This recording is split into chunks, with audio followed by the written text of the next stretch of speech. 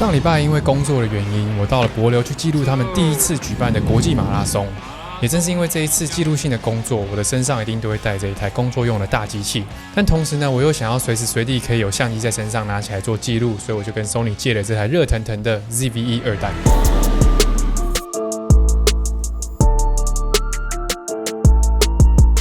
嗨，大家好，我是 Louis。那 ZV-E 2代呢，给我的第一个印象就是它真的很小一台，可以直接放在口袋，然后需要拍的时候呢，从口袋一掏，跟手机一样，随时就能够拍摄了，有够方便的。那这时候一定会有人说，为什么不拿手机拍一下就好了呢？那原因有很多啦。那第一个原因就是因为我的手机是 iPhone XR， 那我记得 iPhone 好像是到 iPhone 11还是12才开始认真的去做相机跟镜头的。但因为我自己是摄影师，所以不会为了手机的摄影功能而去换一台手机。那如果你是 iPhone 12、13、14的话呢，相机的摄影品质确实有所提升。但是如果你是要拿手机拍4K 的话呢，你的手机容量应该很快就会满了。那如果你是512GB 或是1T、2T 的话呢，哥你那边有钱，不要看这支影片了，直接去买一台 ZV-E 1就好了。那虽然说你根本不用担心手机容量的问题，但是毕竟是用手机拍。用手机拍，它虽然画质可能不会比这种卡片机差到太多，但是手机它是自动帮你去判断跟控制很多参数跟画面的，相机才能够让你根据情况控制更多的参数，做到更多的效果，去呈现你想要呈现的画面。那当你更了解摄影之后呢，你就会发现其实手机跟相机可以做到的事情其实还是差很多的。好，那接下来我来给大家看一下我在帛琉用 4K 拍摄的一些画面。那因为画质这种东西就是蛮主观的，所以大家自己看一下，看这个画质这个画面对不对得起它的售价。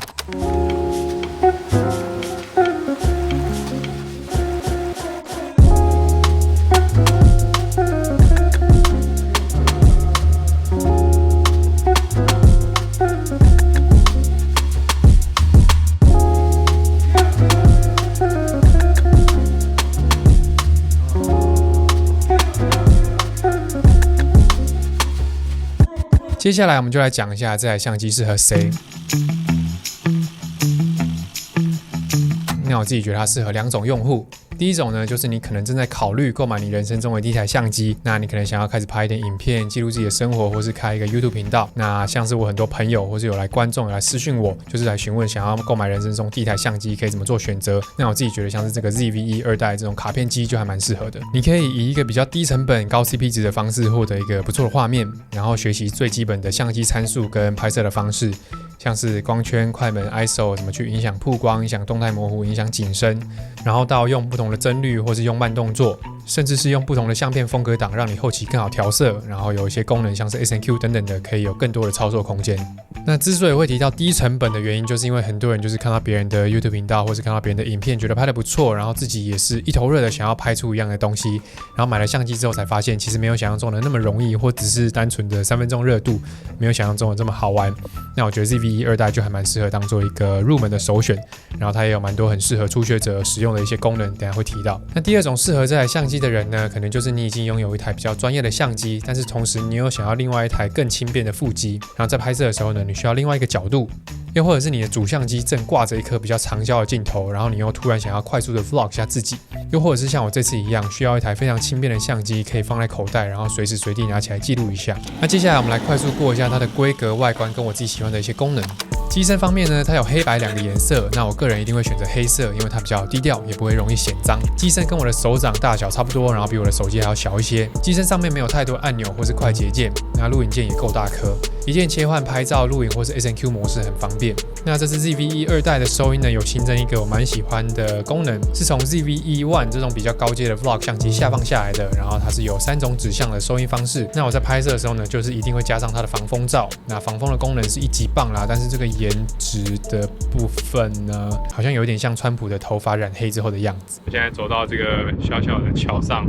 然后我们要尽量看这里可不可以起飞空拍，因为这边离那个机场很近。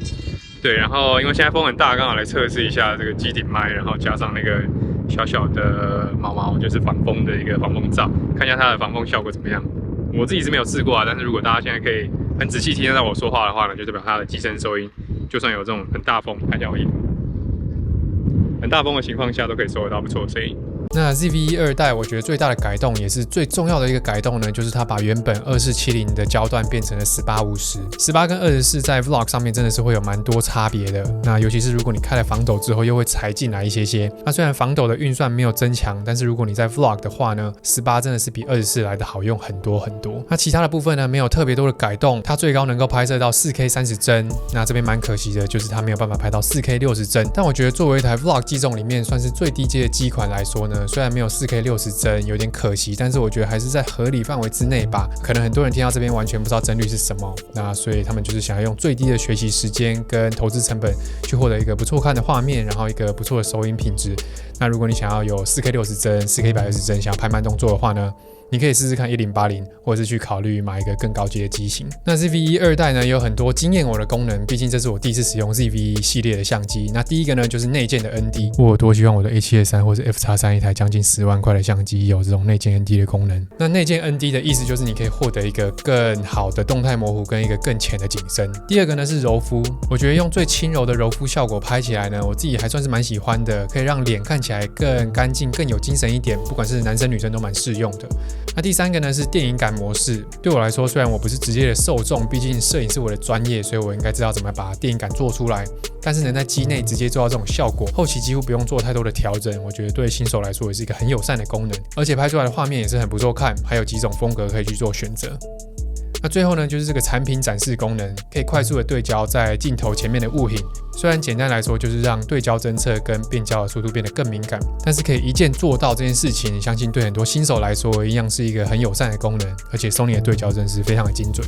那我在用这台相机的时候呢，因为我是想要马上拿出来就可以随时拍摄，所以我都是用快门优先，那就是把快门固定住，然后相机会用，就是它会自动帮我频段，然后用光圈跟 ISO 帮我调整明亮度。那原因就是因为我想要获得一个比较标准、比较我自己喜欢的动态模糊。白平衡我也都是用自动，那我觉得它在抓肤色啊、抓白平衡，我觉得还算是抓得蛮准的。那相片设定档的部分呢，除了电影感模式没有办法调整之外呢，我尝试了2种，一个是我自己最习惯的 PP8 S-Log3，那另外一个呢是 PP10 HLG2。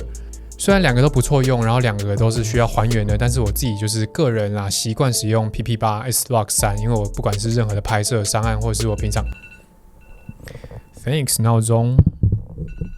因为我不管是商业拍摄或者是拍 YouTube， 反正任何拍摄我都是用 S-Log3，那所以我自己已经习惯这个工作流程了。那 S-Log3 的特点呢，就是它拥有一个比较大的动态范围，让画面里的亮暗细节都保留下来。那我自己是觉得比较好看，然后我自己比较习惯。但如果要推荐大家就是在这2个中间做选择的话呢，我会选择 HLG2 PP10， 原因有几个。第一个就是因为你用 S-Log3 PP8 的时候呢，它最低的 ISO 只能设定在1000，就是不能比1000更低。那你在用1000拍摄的时候呢，如果你画面太亮的话，它不能压得更低。你尽管已经加上你的 ND filter， 就是它内建 ND filter， 整个画面还是偏亮。那这个时候呢，你无从选择，你只能选择去牺牲景深或是牺牲动态模糊来达到一个比较正确的曝光。那第二个呢，就是因为你用 S-Log3 拍摄的时候呢，它的曝光比较特别，你需要稍微向右曝光2档去保护暗部的细节。然后你在后期调色的时候呢，可能会比较多一些程序。那你用 HLG2 拍的话呢，你在现场在拍摄的时候，你就是正常的曝光，在后期稍微还原一下就可以使用了。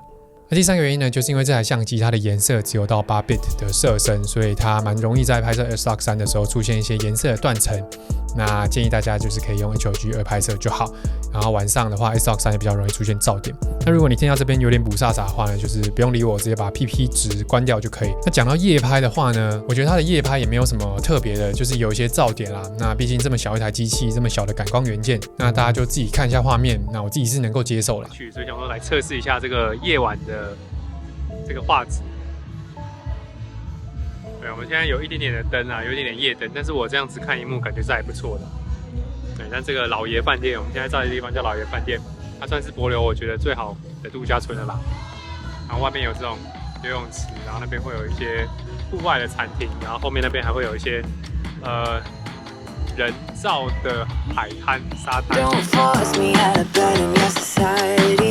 最后呢，一样我们来聊一下这台相机的缺点。那首先呢，就是它虽然改变把它的焦段从2470变成比较适合 Vlog 的1850，但是它原本在最远端的光圈最大可以开到 f2.8， 那现在在最远端你最大只能开到 f4， 算是一个退步。然后我觉得这个 1.2 的差距也算是蛮大的，不管是在夜拍或是想要拍出一个更唯美的景深。第二个呢，就是它的电量，我自己使用起来啦，体感它还算是蛮耗电的，可能是因为电池的体积比较小。那虽然我也没有实测说它到底可以拍多久，待机多久，但是如果是出去拍摄的话呢，我建议最少要带3颗以上的电池。最后呢，就是它没有办法搭配 Sony 原厂的无线麦克风 B10BEM。Sony 的命名真的是。那虽然我在使用这台相机的时候是没有使用麦克风，因为我觉得就是如果装了麦克风就失去它这么小机身，然后可以直接放到口袋随时随地使用的这个意义了。但是我相信还是很多人是需要就是装麦克风提升音质的，那我就是提出来给大家参考一下。总结来说呢，它绝对是一台非常适合 Vlogger、UP 主，或是你想要购买你人生中第一台相机，或是你想要开始用相机记录生活，开始 Vlog、开始自己 YouTube 频道的人，不管是它的焦段、它的画质、它的收音，或者是它的价钱，我觉得都蛮适合、蛮合理。那当你对影像有了更进一步的了解，然后想要升级机身、想要升级镜头的话呢，我觉得现在这台相机呢，也可以很适合当做你的背机、当做副机、当做另外一个角度的镜头来做使用。那最后来讲一下，其实 Vlog 的重点不是完全在于画质。那像是我自己频道里面有几支 Vlog， 像是去泰国的 Vlog， 我觉得我的画质算是顾得蛮好的，也是用 A7S3 去拍摄，那品质也算是还蛮不错的。但是我觉得效果跟流量比不上一些人可能用一般的手机相机或者是运动相机拍出来的这么好。可能就是因为内容啊，可能是因为去的地方等等的，所以还是内容优先啊，画质就是一个小加分，不用这么在意一台相机可以拍摄出来的画质。那我觉得随时随地跟拿出来记录，算是一个比较重要的因素。好，那今天影片就到这边，我是路易斯，我们下次影片见 ，peace。那最后呢，有2个地方想跟大家讲一下。第一个就是它的那个蓝牙手把，这是 Sony 也有借我这个蓝牙手把，但是我出国在拍摄的时候呢，因为我都是放在口袋，所以我就是没有机会用这个蓝牙手把。那我自己在办公室、在工作室的时候玩了一下，我觉得它不管是功能跟做工方面都做得不错。它可以用那个手把直接控制按录影跟缩放，那它的做工呢也是很扎实，然后它有3角可以直接放着，然后它的那个上下的阻尼也做得非常的好，它也可以直接旋转做使用，就是很方便。如果大家有需要那个手把的话呢，可以考虑一下这个蓝牙手把。那最后呢，就是拍照的部分，因为我这次出去就是一直在专注于录影，所以我就没有拍到太多照片，应该说没有拍到照片，所以我在准备寄给 Sony 之前呢，赶快把它拿起来拍了几张照片在工作室里面。那我自己觉得用 JPEG 拍出来就很好看。那当然这种相机拍照一定不会差啦，就是大家可以参考一下画面，好不好？那就是下次影片见啦，拜。